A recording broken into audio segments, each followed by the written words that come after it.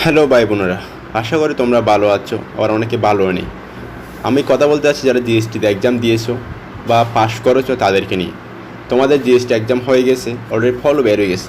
এখন তোমাদের যে কাজটি করতে হবে সেটা হচ্ছে যে তোমাদের সাবজেক্ট চয়েস দেওয়া। অল্প কিছুদিনের মধ্যে তোমাদের সার্কুলার দিয়ে দিবে সাবজেক্ট চয়েস নিয়ে। তখন তোমাদেরকে আগে থেকে পছন্দ করে রাখতে হবে কোন সাবজেক্টে পড়বা, কোন সাবজেক্ট ফার্স্টে দিবা, কোন সাবজেক্ট সেকেন্ডে দিবা, কোন সাবজেক্ট মানে সিরিয়াল আকারে সাজা রাখতে হবে।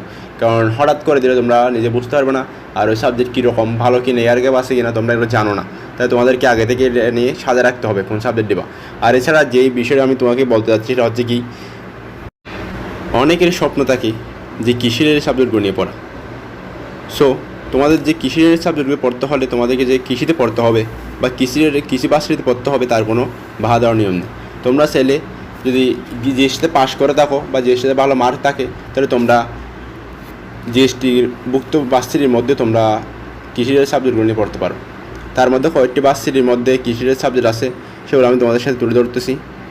আমি তোমাদের সাথে আলোচনা করবো আছে কাট marks of position of agriculture related subjects, অর্থাৎ কত মার্কস পেয়ে কত পজিশন পর্যন্ত কোন সাবজেক্ট পেয়েছিল সেটা নিয়ে আজকে তোমাদের সাথে আমি আলোচনা করব।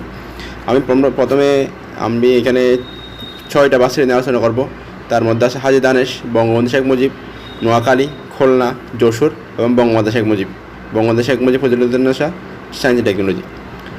এর মধ্যে প্রথমে আসা হচ্ছে হাজী দানেশ, তার মধ্যে 3টি সাবজেক্ট রয়েছে।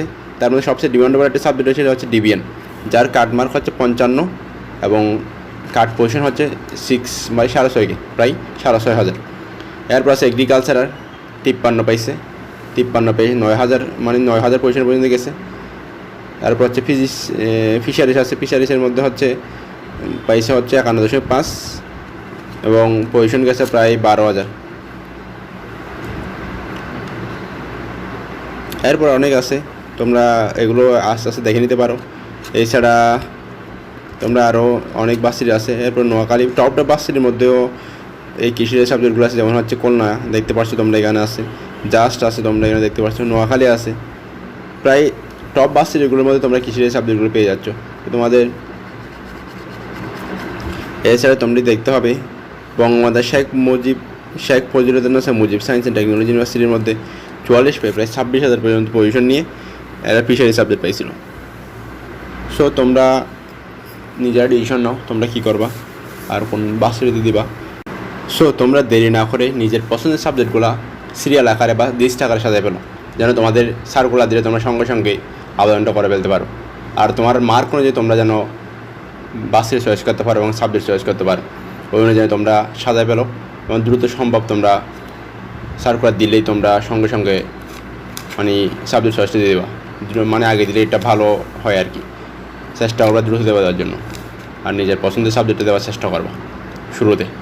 আর তোমরা চাইলে ওই বাসটির মধ্যে ওই যে সাবজেক্টের পড়তে হচ্ছে ওই বাসটির বড় ভাইদের সাথে আলোচনা করে ডিসিশন নিতে পারো ওই বাসটি কেমন হবে বা ওই বাসটির সাবজেক্টগুলো কেমন হবে। ঠিক আছে, এটা তোমার সম্পূর্ণ নির্ভর করতেছে নিজের উপর। ওকে বন্ধুরা, ভালো থাকো, সুস্থ থাকো, ধন্যবাদ। আর বন্ধুরা, নতুন নতুন ভিডিওগুলো পেতে চ্যানেলটি অবশ্যই সাবস্ক্রাইব করে রাখো, যাতে নতুন ভিডিওগুলো অবশ্যই তোমার কাছে যেন পৌঁছে যায় সবার আগে। ধন্যবাদ ভিডিওটি দেখার জন্য।